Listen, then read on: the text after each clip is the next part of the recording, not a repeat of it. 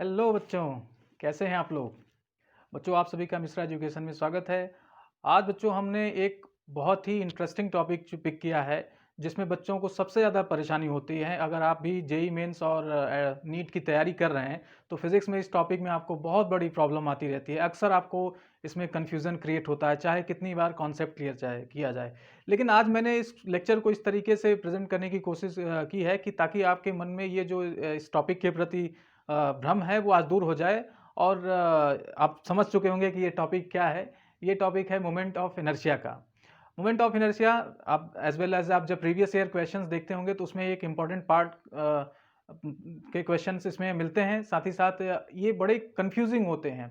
तो वो सारे मैंने एनालिसिस करके सारे बच्चों की राय लेके इस लेक्चर को डिज़ाइन किया है। इस लेक्चर को मैंने प्रिपेयर किया है कि ताकि आपका ये जो मोमेंट ऑफ इनर्शिया का डर है वो आज खत्म हो जाए। तो मैं आपसे रिक्वेस्ट करूंगा कि आज के लेक्चर को बहुत सावधानी से सेंस मतलब ये कि शक्तिमान बन के नहीं देखना, बहुत ही सिंसियरली आपको देखना है और कॉपी पे नोट करना है।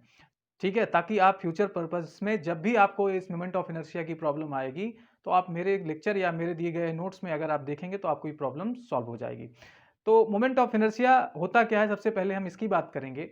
तो जैसा कि आपने पढ़ा, लॉज ऑफ मोशन पढ़ा, तो उसमें आपने इनर्शिया के बारे में देखा कि जब क्या होता है, कोई ऑब्जेक्ट मूव कर रहा है तो वो मूव ही करना चाहता है, और अगर कोई ऑब्जेक्ट रुका है तो वो रुका ही रहना चाहता है। यानी अगर उसके साथ कोई चेंजेस किया जाए तो उस चेंजेस का भरसक प्रयोग प्रयोग मतलब क्या करेगा, अपोज करेगा कि वो स्टेट ऑफ रेस्ट या स्टेट ऑफ मोशन को ना चेंज करे। तो इस प्रॉपर्टी को आपने वहां पे इनर्शिया का नाम दिया था। वैसे ही अगर किसी ऑब्जेक्ट को क्या किया जाए, रोटेट किया जाए, फॉर एग्जांपल जैसे आप साइकिलिंग कर रहे हो, आपने पैडलिंग के दौरान क्या की, पैडलिंग स्टॉप कर दी। उसके बाद तब भी आप देख रहे हो व्हील्स क्या कर रही हैं, रोटेट करते हुए आपको कुछ दूरी तक ले जा रही हैं, है ना? तो आपने इनर्शिया में भी ये एग्जांपल लिया था, लेकिन आप वहां व्हील के बारे में सोचिए। जो हमारा साइकिल का व्हील है या कार का व्हील है, वो जो रोटेट कर रहा है वो क्यों कर रहा है? उस जबकि हमने क्या किया है, जो रोटेशन का कॉज है उसको हटा दिया है ना? वो रोटेट कर रहा है और धीरे धीरे क्या कर रहा है, वहां पे भले रोटेशन की स्पीड कम हो रही है क्योंकि वहां पे फ्रिक्शन है बच्चे, और फ्रिक्शन रोटेशन को क्या करती जा रही है, कम करती जा रही है। लेकिन वो रोटेशन कंटिन्यूअसली कर रहा है, दैट मीन्स आप विदाउट एक्सीलरेट किए हुए भी क्या कर रहे हो, कुछ दूर तक ट्रेवल कर पा रहे हो। हाँ, यहाँ पे आप कंफ्यूज ना हुए कि रुकती कैसे, क्योंकि वहां पे व्हील्स और सड़क के बीच में फ्रिक्शन फोर्स होता है, वो धीरे धीरे क्या करता है, उसको स्टॉप करता है। साथ ही साथ एयर रेजिस्टेंस होता है, जैसे सामने से हवा चल रही है और आप आगे की तरफ ट्रेवल कर रहे हो, तो आपको हवा क्या करेगी, स्पीड में अपोजिशन क्रिएट करेगी। ठीक है? तो मोमेंट ऑफ इनर्शिया, अगर कोई रोटेटिंग ऑब्जेक्ट है तो अपने रोटेशन में होने वाले वो चेंज का क्या करता है, अपोज करता है। It is the property of an object. और ऑब्जेक्ट कैसा, रोटेटिंग ऑब्जेक्ट। तो मोमेंट ऑफ इनर्शिया आपको अगर डेफिनेशन देखे तो मोमेंट ऑफ इनर्शिया का डेफिनेशन होगा, इसे हम लोग एमआई से भी रिप्रेजेंट करते हैं। It is the property of an object by virtue of by virtue of which it opposes the any change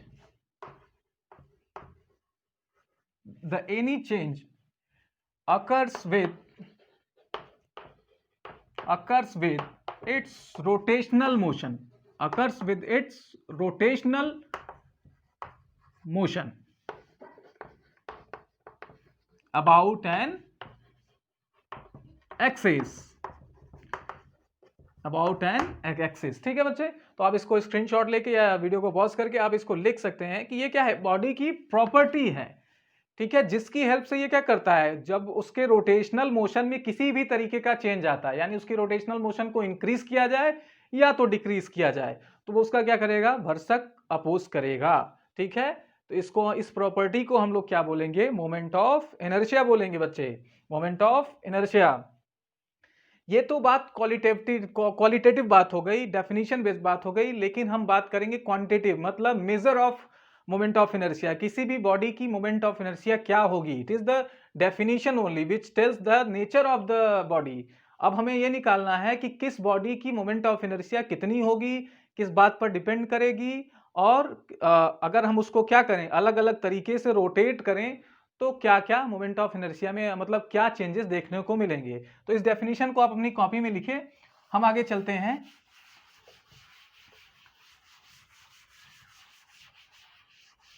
moment of inertia के क्वांटिटेटिव डेफिनेशन पे।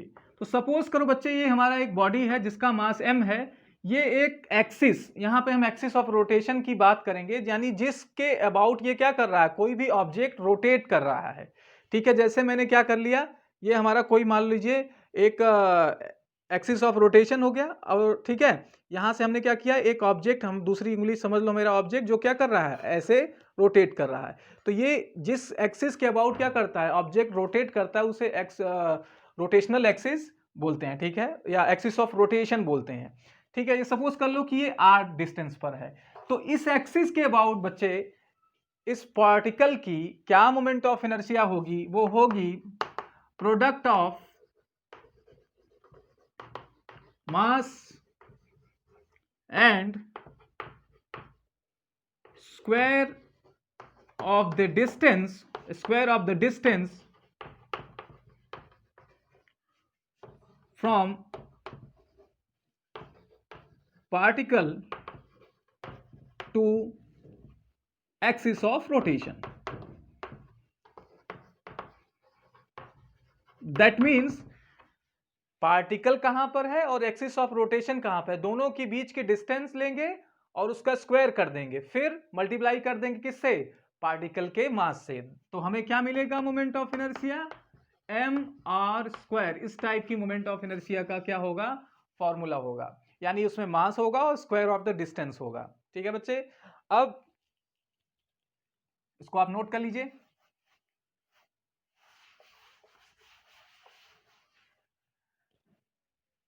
इसकी यूनिट क्या होगी, तो एज वेल एज आप देख सकते हो, जैसे हम लोग क्या करते हैं, किसी भी यूनिट सिस्टम को कैलकुलेट करते हैं, पहले हम देखते हैं कि इसमें कौन कौन सी क्वांटिटी कितनी बार आई है, बस उनका आप क्या कर दीजिए, MKS यूनिट रख दीजिए। फिर अगर उसमें स्पेसिफिक SI यूनिट मेंशन है तो SI यूनिट भी कन्वर्ट कर लेते हैं, मतलब SI यूनिट में भी मेंशन कर लेते हैं। अदरवाइज अगर नहीं है तो हम लोग क्या करते हैं, MKS में ही उसका यूनिट सिस्टम ले लेते हैं। जैसे अगर मान लीजिए यहाँ M क्या है, मास, तो मास को आप kg में मेजर करते हैं, r यानी डिस्टेंस, तो डिस्टेंस को क्या किया जाता है, मीटर्स में किया जाता है, तो यहाँ पे kg मीटर स्क्वायर।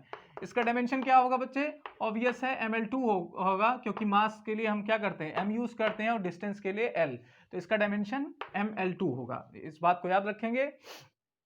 तीसरा, ये कैसी क्वांटिटी है बच्चे, ये आपकी टेंसर क्वांटिटी है। कैसी क्वांटिटी है, टेंसर क्वांटिटी, ना तो ये स्केलर है ना तो ये वेक्टर है, तो कैसी क्वांटिटी है। बहुत सारे एग्जाम्स में आपको मतलब बहुत सारे टीचर्स पूछ लेते हैं कि मोमेंट ऑफ इनर्शिया कैसी क्वांटिटी है, तो इस बात का हमेशा याद रखेंगे कि ये टेंसर क्वांटिटी है। ओके, तो ये किसी सिंगल बॉडी का अगर क्या है, एक्सिस ऑफ रोटेशन से लिंक्ड है, उसकी मोमेंट ऑफ इनर्शिया हम लोगों ने निकाला। लेकिन सपोज करो बच्चे कि हमारे पास क्या है, कोई सिस्टम ऑफ पार्टिकल है, यानी कोई ऐसा सिस्टम है जिसमें ढेर सारे पार्टिकल हैं, तो उसकी मोमेंट ऑफ इनर्शिया कैसे निकालेंगे। जैसे मान लीजिए हमारे पास ये एक्सिस ऑफ रोटेशन है, यहाँ पर एक मास है जो r1 डिस्टेंस पर है, m1 जिसका मास है, एक दूसरा क्या है, m2 मास है जिसकी एक्सिस ऑफ रोटेशन से डिस्टेंस r2 है, एक आप ये मास ले लीजिए m3 जिसकी एक्सिस ऑफ रोटेशन से डिस्टेंस r3 है, और इसकी रोटेशन कुछ इस तरीके से है, मतलब ये ऐसे रोटेट कर रहा है। ठीक है, आप यहाँ पे मैंने 3 लिया, आप n पार्टिकल्स ले सकते हैं, आप इसी तरीके से n पार्टिकल्स ले सकते हैं, है ना। तो फिलहाल मैं 3 के लिख रहा हूँ, इस तरीके से जैसे इसको लिखेंगे वैसे n के लिए लिख देंगे। तो क्या होगा, हम क्या करेंगे, इनकी इंडिविजुअल मोमेंट ऑफ इनर्शिया निकाल कर इस एक्सिस अबाउट क्या कर देंगे, ऐड कर देंगे। तो अगर बात करें इसकी, तो क्या होने वाला है, m1 r1 का स्क्वायर, यहाँ पर m2 r2 का स्क्वायर, यहाँ पर m3 r3 का स्क्वायर। अगर बच्चे अगर ये n पार्टिकल का होता सिस्टम, तो हम dot dot dot mn rn का स्क्वायर कर देते हैं। ठीक है, तो ये n पार्टिकल का अगर हमारे पास सिस्टम है, इसको मैं थोड़ा अच्छे से बॉक्स में बंद कर दूं,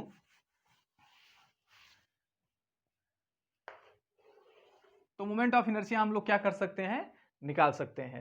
इसमें कहीं भी किसी तरीके की समस्या नहीं होने वाली है। ठीक है बच्चे, अब बात आती है कि मोमेंट ऑफ इनर्शिया किन किन बातों पर डिपेंड करती है। इस बात का हमें थोड़ा सा ध्यान से देखना है, क्योंकि हम कभी कभी अननेसेसरी क्वेश्चन में दिमाग लगाते हैं, है ना, और की पॉइंट्स को हम लोग नहीं जानते रहते कि हाँ ये इन बात पे डिपेंड ही नहीं करती।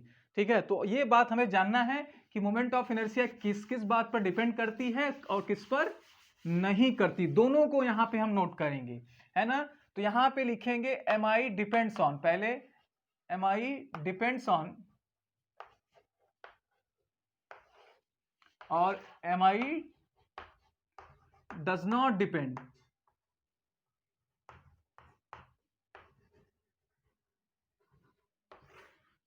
ठीक है, तो पहले हम लोग बात कर लें डिपेंड यानी किन किन बातों पर डिपेंड करता है। तो पहला बच्चे मास ऑफ द बॉडी पर,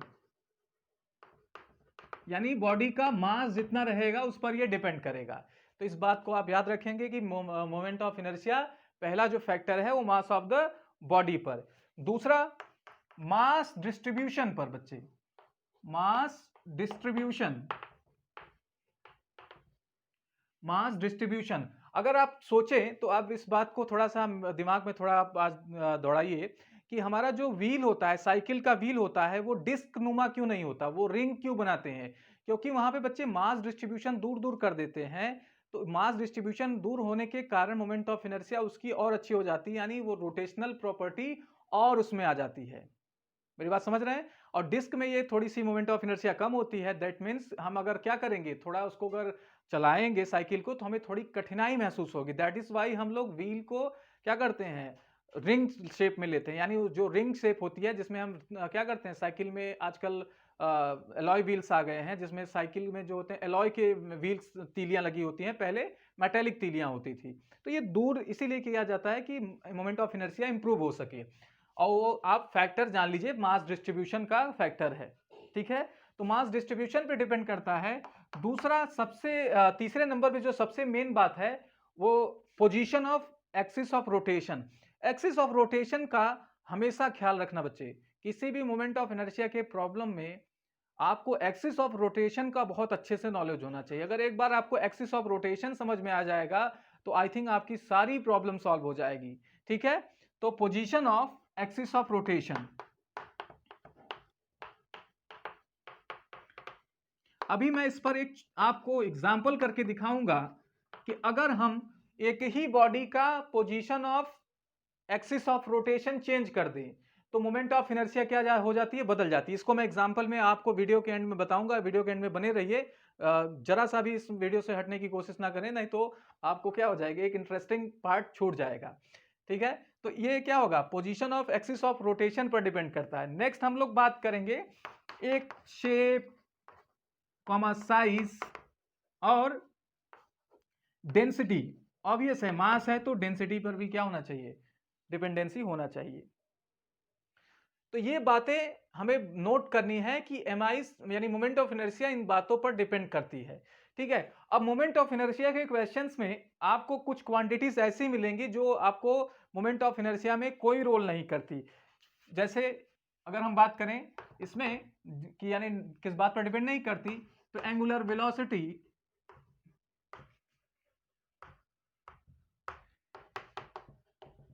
एंगुलर एक्सीलरेशन, मैं शॉर्ट में लिख रहा हूं, टॉर्क, इन सब बातों पर डिपेंड नहीं करता।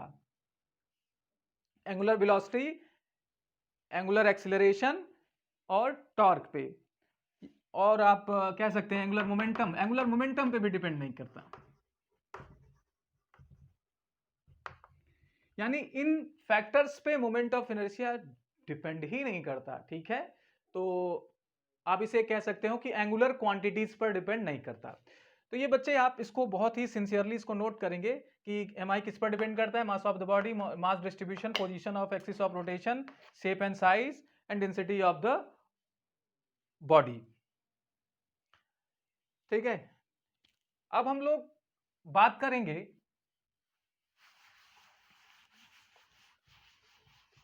थ्योरम्स के बारे में। अब देखिए बच्चे, मोमेंट ऑफ इनर्शिया हमने समझ लिया क्या होता है।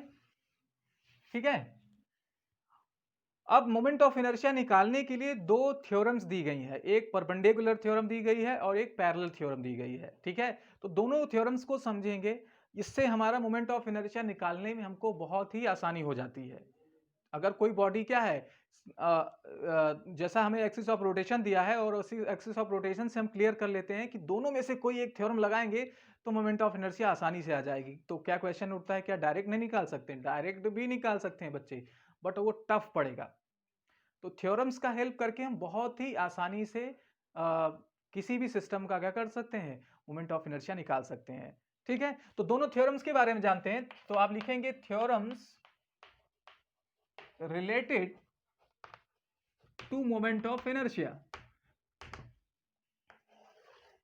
यहां पे बच्चों मैं आपको सिर्फ क्या करूंगा, उसका मैथमेटिकल फॉर्म दिखाऊंगा और डेफिनेशन अगर आपको चाहिए तो आप मेरे टेलीग्राम पे जाके, लिंक नीचे डिस्क्रिप्शन में दी गई है, टेलीग्राम में आपको लिंक में आपको इस आज के जो मटेरियल है उसके नोट्स मिले रहेंगे, तो आप उसको जाके वहां से नोट कर लीजिए एक बहुत ही अच्छे लैंग्वेज में। ठीक है, तो पहला जो है वो है परपेंडिकुलर थ्योरम।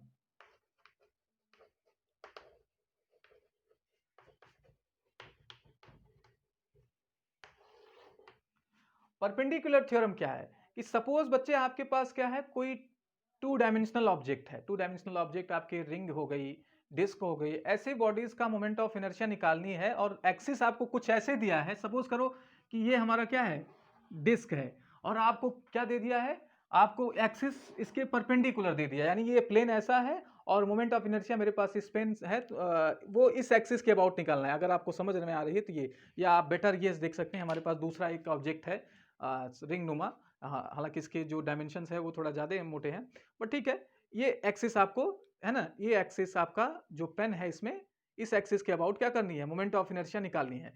तो आप क्या करिए, ये हमारे पास रिंग है, इसकी मोमेंट ऑफ इनर्शिया इस एक्सिस के अबाउट निकालनी है। तो पहले क्या कर लें, हम इसके z की यानी x एक्सिस के अबाउट और इसके y एक्सिस के अबाउट मोमेंट ऑफ इनर्शिया निकाल लें और दोनों का सम कर दें। तो ये थ्योरम क्या कहती है, ये थ्योरम कहती है कि इस परपेंडिकुलरली जो आपको दी गई है एक्सिस, उसके अबाउट मोमेंट ऑफ इनर्शिया आ गई। समझ में आ रही बात? ये हमारा सपोज कर लो x एक्सिस है, ये सपोज कर लो y एक्सिस थोड़ा बाहर की तरफ मैंने निकाला हुआ है।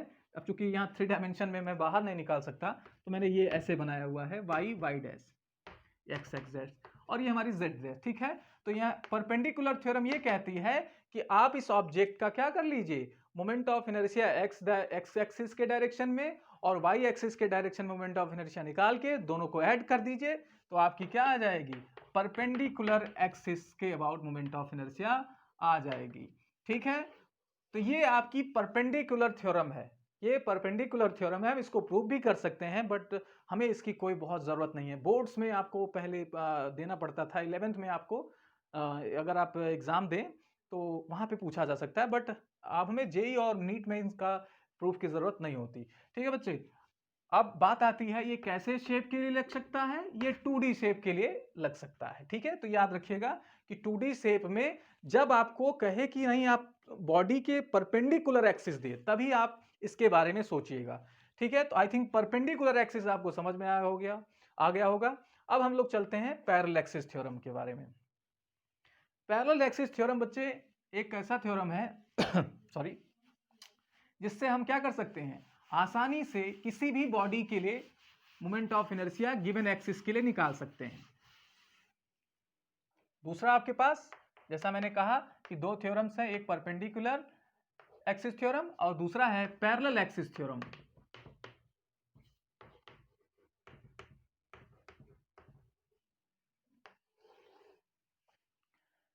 तो पैरेलल एक्सिस थ्योरम क्या कहता है बच्चे, जैसे हमारे पास कोई रैंडम शेप, कोई भी शेप है बच्चे, अब हमें क्या कर दिया गया, इसमें कह दिया गया कि मोमेंट ऑफ इनर्शिया निकालो और एक्सिस कहीं यहां पर दे दिया। आप कहोगे सर ऐसे सिस्टम कहाँ होते हैं जिनको हमें ऐसे मोमेंट ऑफ इनर्शिया निकालने की ज़रूरत होती है। तो सबसे, अगर जो बच्चे गांव से बिलोंग करते हैं उनके लिए आप समझिए कि हम गांव में क्या करते हैं, एक पंखा बनाते हैं और उसमें ऐसे क्या होती है, पंखे में तो उस ब्लेड है ना, कुछ शेप निकला रहता है और उसको हम इस तरीके से ज्वाइंट किए रहते हैं, तो वो उसको हम ऐसे घुमाते हैं, वो एक्सिस पे क्या करता है, रोटेट करता है। तो देखिए यहाँ एक्सिस ऑफ रोटेशन ये हो गया और ये बॉडी क्या कर रही है, रोटेट कर रही है ना। इसी तरीके से आप एक्सिस ऑफ रोटेशन कुछ और ले लीजिए, तो ऐसा नहीं है, हम एक्सिस ऑफ रोटेशन बदल के मोमेंट ऑफ इनर्शिया देखेंगे कि अलग अलग moment of inertia same body की मिलती है। तो अगर आपको ऐसे दे दिया और ये जो एक्सिस है वो क्या हो रहा है, other than centre of mass से पास हो रहा है। दैट मीन्स यहाँ पे जो ऑब्जेक्ट है उसका सेंटर ऑफ मास कर लो, सपोज कर लो यहाँ पर है, उससे अदर देन पास हो रहा है। तो आप क्या कर लीजिए, आप इस एक्सिस के जो गिवन एक्सिस है, जो गिवन एक्सिस है बच्चे ध्यान से, उसी के पैरेलल में, उसी के पैरेलल में आप क्या करिए, एक एक्सिस बना लीजिए। ठीक है, समझ में आ गई। अब इस जो सेंटर ऑफ मास से पास होने वाली एक्सिस है उसके अबाउट मोमेंट ऑफ इनर्शिया लिख दीजिए। ठीक है, यानी इस बॉडी का सेंटर ऑफ मास से पास होने वाली एक्सिस के अबाउट मोमेंट ऑफ इनर्शिया लिख दिया आपने। फिर आप इसके बीच का परपेंडिकुलर डिस्टेंस, यानी जो गिवन एक्सिस है और जो सेंटर ऑफ मास से पास होने वाली पैरेलल एक्सिस है, उनके बीच का डिस्टेंस ले लीजिए और जो बॉडी का मास है उसका यूज कर लीजिए। कैसे, mass of the body and square of the distance between parallel axis and axis passing through the centre of mass. That means आपका सेंटर ऑफ मास से पास होने वाली एक्सिस जो पैरेलल है गिवन एक्सिस से, उनके बीच का डिस्टेंस का स्क्वायर कर लीजिए। ये आपको क्या देगी, बॉडी की net moment of inertia about given axis. यही पैरेलल एक्सिस थ्योरम है बच्चे। अब पैरेलल एक्सिस क्यों कहा गया, क्योंकि यहां पर हम लोग क्या कर रहे हैं कि जो एक्सिस दिया गया है उसके पैरेलल एक एक्सिस बना रहे हैं और उसका हेल्प करके हम बॉडी का हेल्प लेके मोमेंट ऑफ इनर्शिया निकाल रहे हैं। तो ये बच्चे रहा आपका पैरेलल एक्सिस थ्योरम। अब बात आती है कि ये किस शेप में लग सकता है। ये सभी शेप में लग सकता है, 2D 3D, जिसमें हम कन्वीनियंट हमें देखने में लगेगा कि नहीं हम पैरेलल एक्सिस से क्या कर सकते हैं, इस क्वेश्चन को सॉल्व कर सकते हैं, तो हम उसमें इसको लगाएंगे। तो हमें अब आपको एक एग्जांपल लेके, या जैसे ये मेरे पास बॉडी है, इसको हम पॉसिबल जो भी मुझे मतलब एक्सिस समझ में आ रहे हैं, सारे पॉसिबल एक्सिस को मैं इसमें लेके आपको मोमेंट ऑफ इनर्शिया निकाल के दिखाता हूं। कैसे करते हैं चलिए देखते हैं।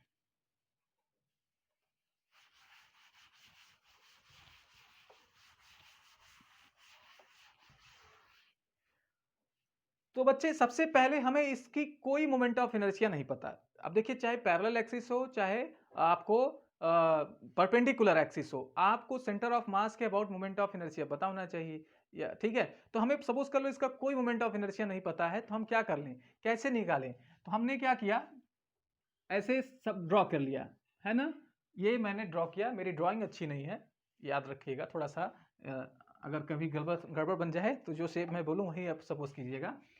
तो ये सपोज कर लो ये हमारे पास रिंग है जिसकी रेडियस क्या है, आर है, जिसकी रेडियस बच्चे आर है। अब हम कह रहे हैं कि हम इसकी मोमेंट ऑफ इनर्शिया निकाल रहे हैं, ये गिवन एक्सिस जो हम पेन इसमें लाइन किए हैं, यानी इसके सेंटर ऑफ मास से पास होती हुई एक्सिस।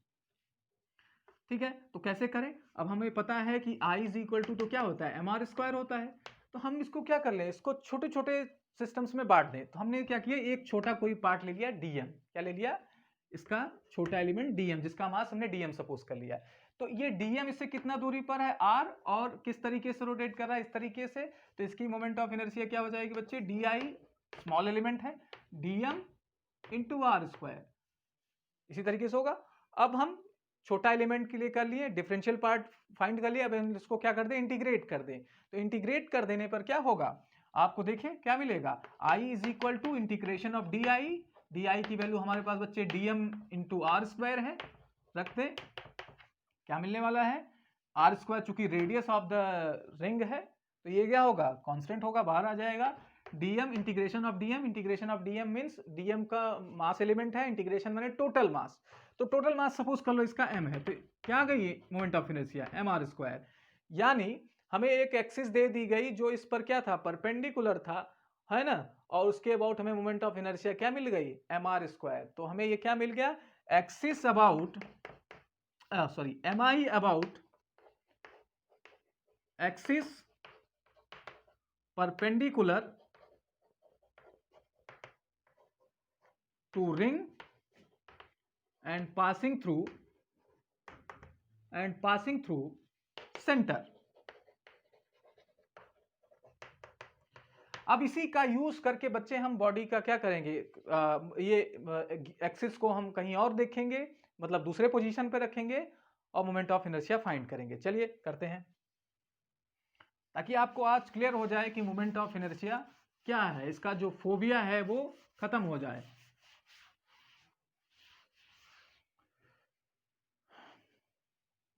तो हमने परपेंडिकुलरली निकाल लिया। अब हम निकालते हैं, ये हमने इस एक्सिस के अबाउट मोमेंट ऑफ इनर्शिया निकाल लिया।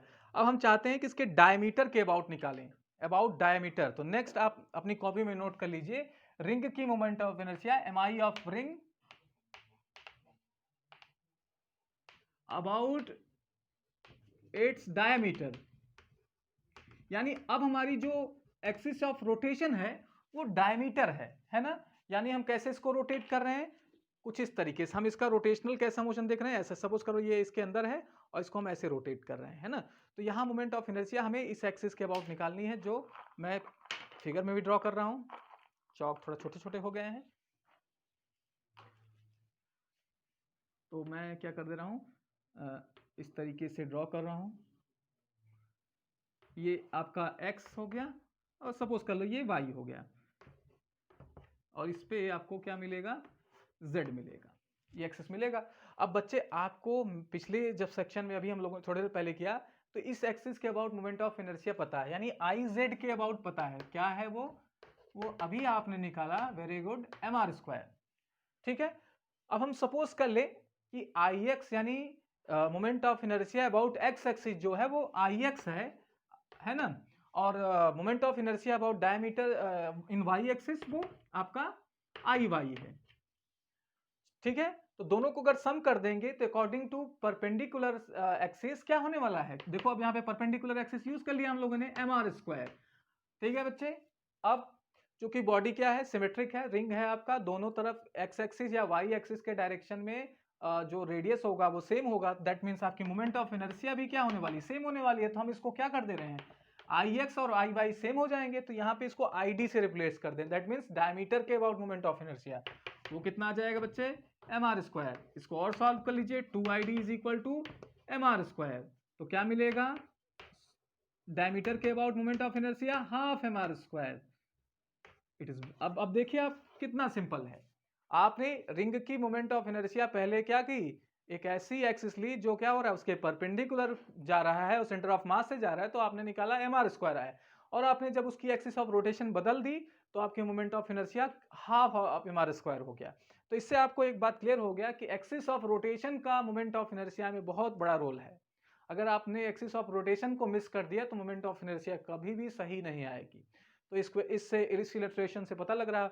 हम एक दो और एक्सिस देख लें, क्या ऐसा सबके साथ हो रहा है कि स्पेशल किसी के साथ। तो कोई एक और एक्सिस हम लोग सपोज कर लें, मान लो हम लोग